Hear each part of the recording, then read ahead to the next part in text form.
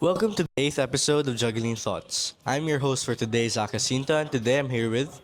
Hi, I'm Iris, and Jack, thank you for inviting me here at your Juggling Thoughts. Of course, no problem.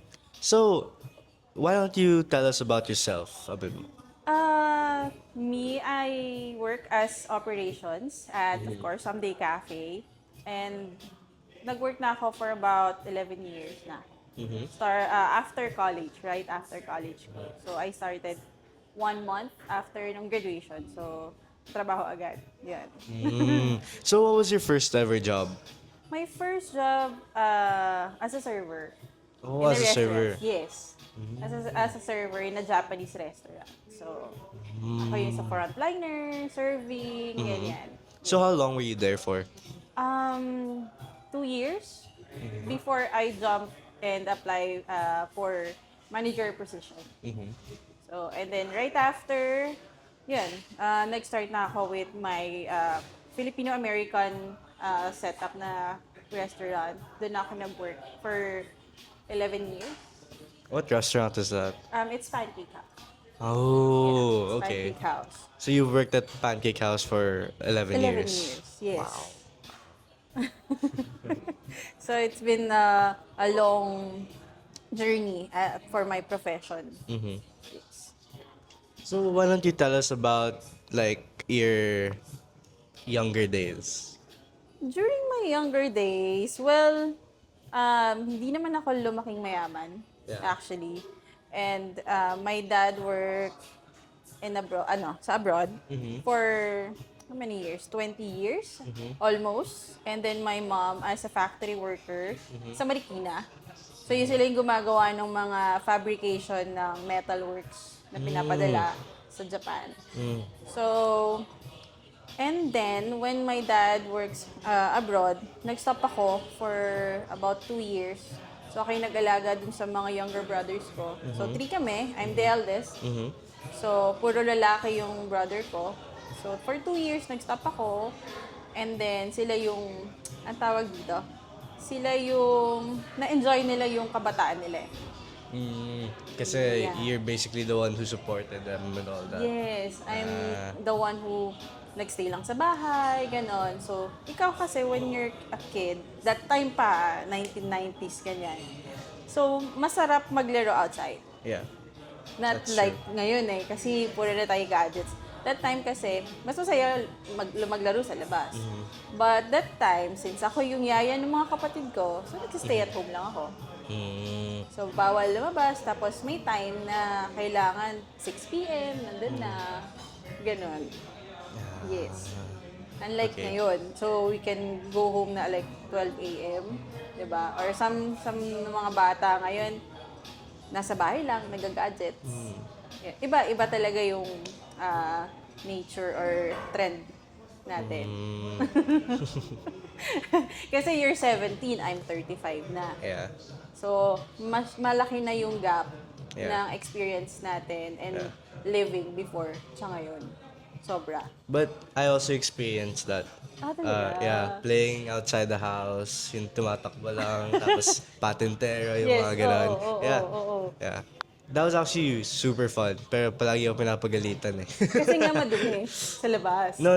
It's Paano? more on parang sobrang late na ako nakauwi. Okay. Yeah. Ganun talaga. Yeah. Ganun talaga. There was a time pa nga na sinusundo ko yung bunso namin with sinturon.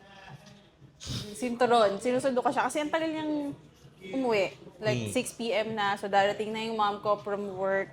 So dapat nasa bahay na kami ng ganitong oras. Yeah. Ganon.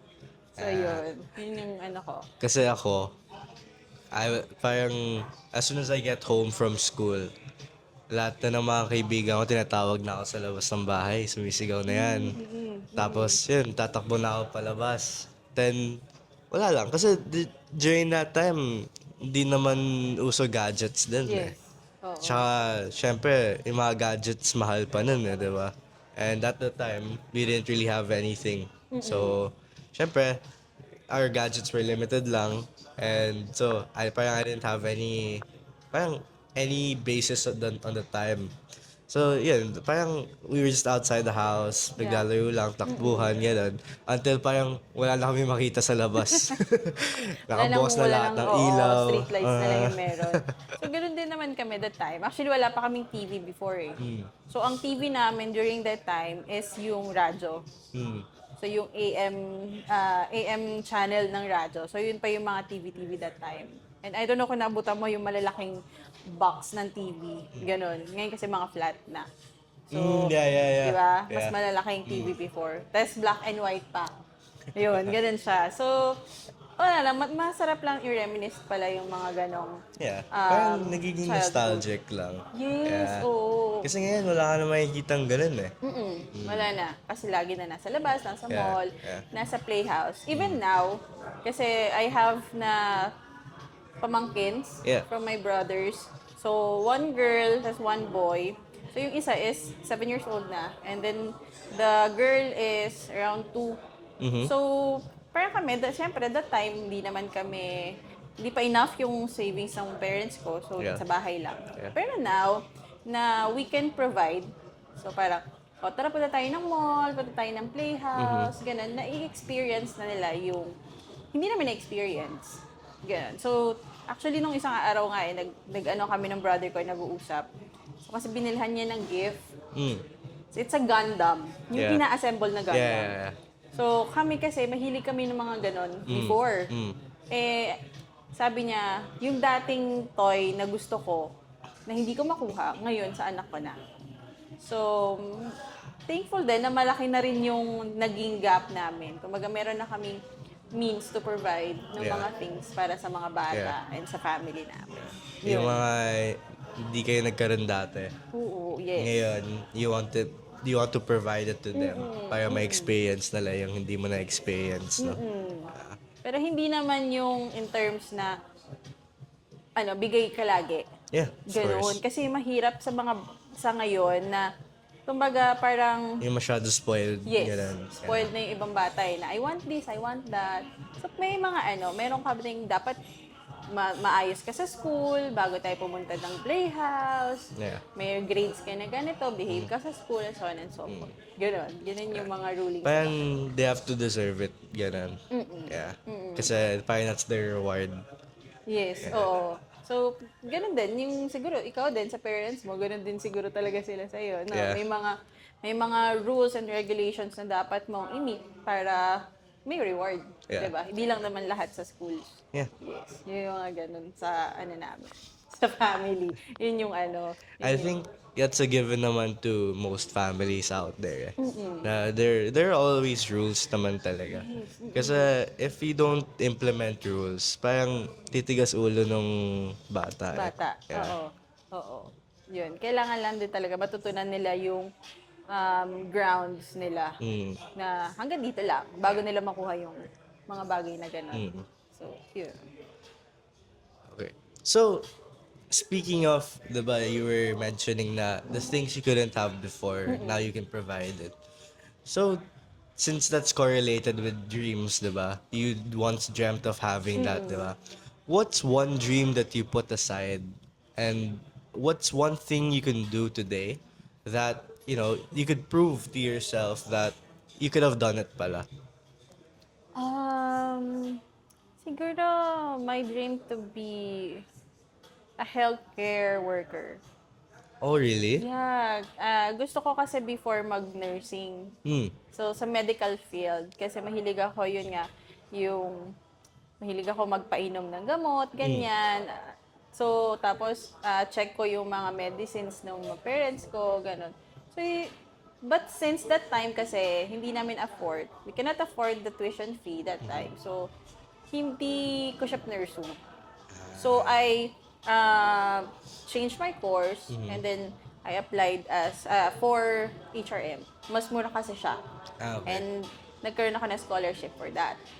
Pero for the nursing and medical, ganyan, yun yung isa sa mga pangarap ko recently. Na-realize ko, hindi ko pala siya pinursu. Yeah. Yeah. But, for now naman, I think, nagagawa ko naman siya. Not in professional way. Yeah.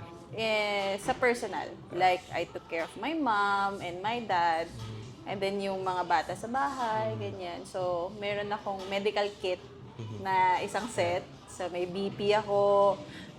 Meron akong, ano tawag dito, sugar tester.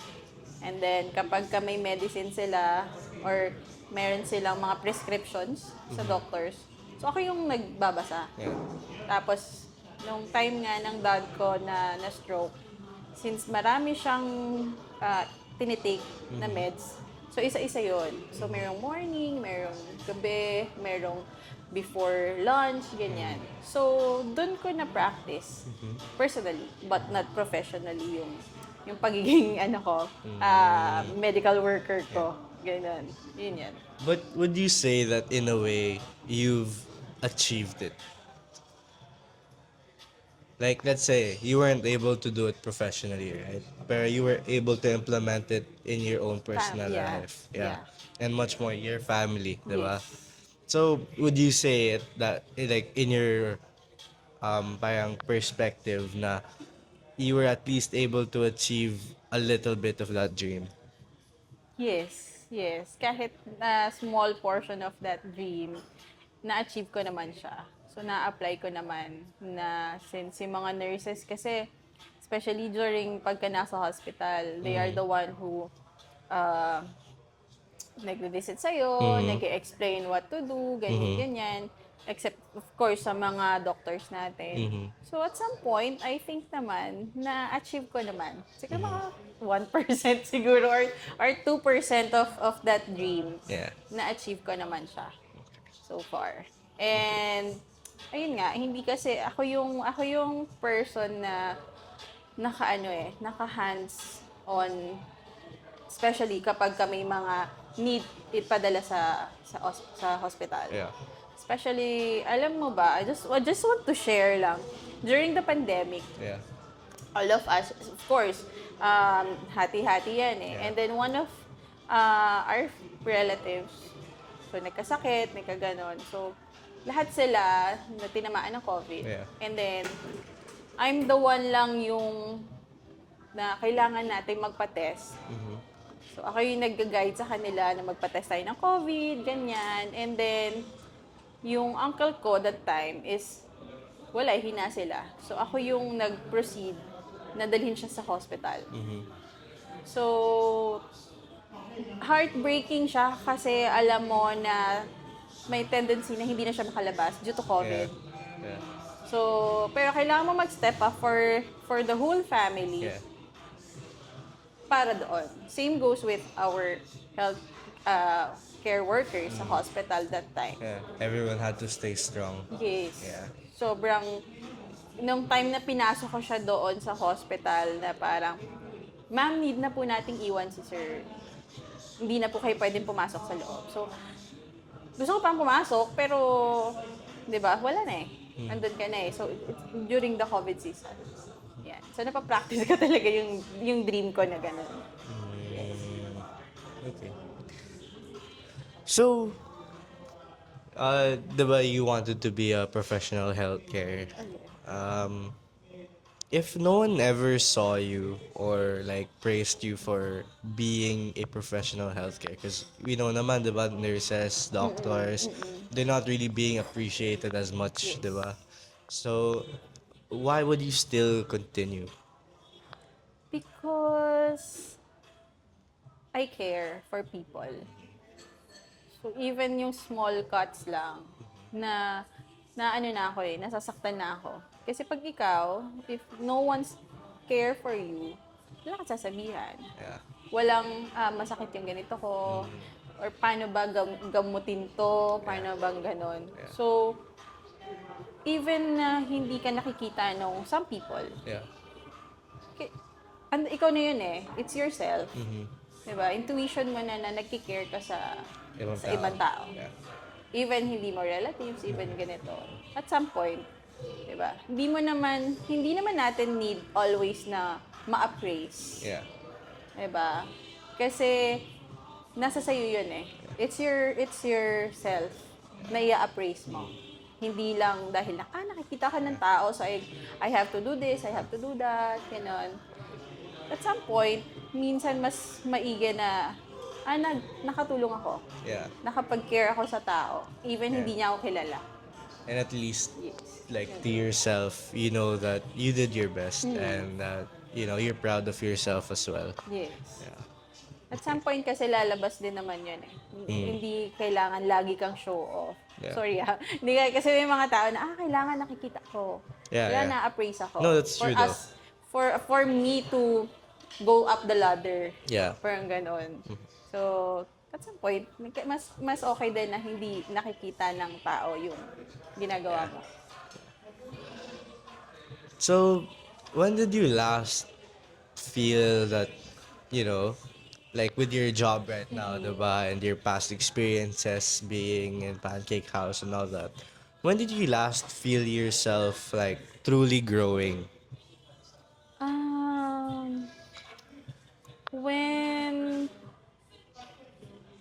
When I handle another team, Mm-hmm.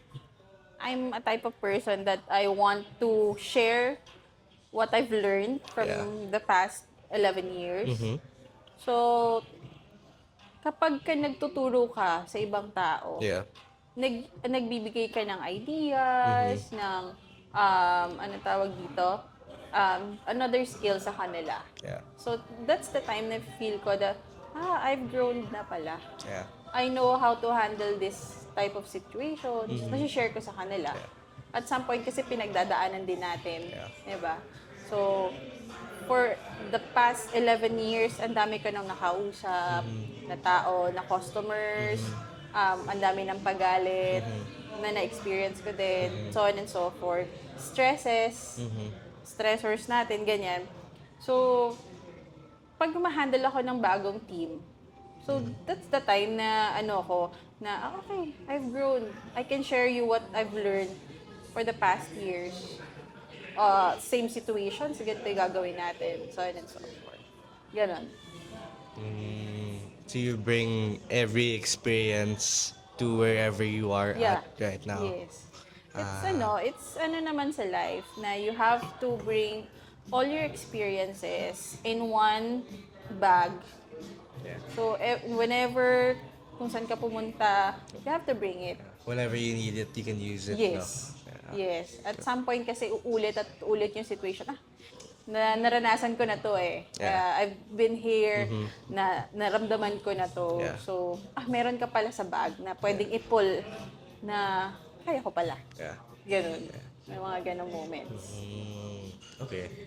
So, syempre, during those 11 years or like during the duration of the time you were working, right? What small boring steps like would you say is not actually small? Resting. Resting. Yes. Kasi when you're, for example sa akin, alam ko na I'm too tired for this span of work. Mm-hmm. You need to rest. Yeah. Kasi some of us na, hindi pwede eh. Yeah. I need to work pa. Yeah, you need to finish this. Yes, I need to finish this. May sasubmit ako ganito, so on and so forth. But as the days goes on, hindi lang yung mentally eh. Hindi ka lang mentally tired, physically exhausted ka na. So you have to rest.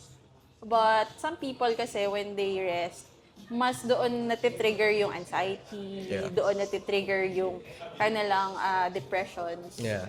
Kasi parang mayroon pang hindi ba tapos Yes, eh. yes. So parang instead of them being able to rest peacefully, iniisip pa nila eh. Yeah. And then, excuse me, meron din kasing people or tao na pag nagpahinga, Yeah. ay wala lang akong ginagawa. Hindi ako nakakatulong sa team ko, hindi ako nakakatulong sa taong to. Yeah. But, yung katawan mo na yung magsasabi na you need to rest. Yeah. That's one of siguro boring part ng buhay ng tao, na resting. Kasi it's either you rest on your own or your body says you need to rest. Yeah. So magre-rest ka sa hospital. I've been there siguro mga multiple times na din. So, Me also. di ba? So, kailangan mo wala eh. You need to, ito na, andito na yung doctor mo, ganyan. Yeah. Wala, kailangan mo na mag-rest. Stop mo lahat. Yeah. So, wala din. So, if you need to rest, if meron time sa'yo, yung company na may break time ka, ganyan, use it for your own good naman siya. Yeah. Actually, resting is really important talaga. I've had a lot of experiences without not being able to rest, not resting properly. Tapos, yung pa isa, like drinking water, like that's the most important talaga. Kasi ano ka talaga eh. Ang tubig talaga, buhay talaga yan. Yeah. Kasi when I was younger, actually, I can't even say that kasi hanggang ngayon naman eh. Hindi ka matubig Well, right now, I drink more water compared to before. before. Kasi before talaga, as in like, one whole day. Kasi Walang water. parang pandemic yun eh.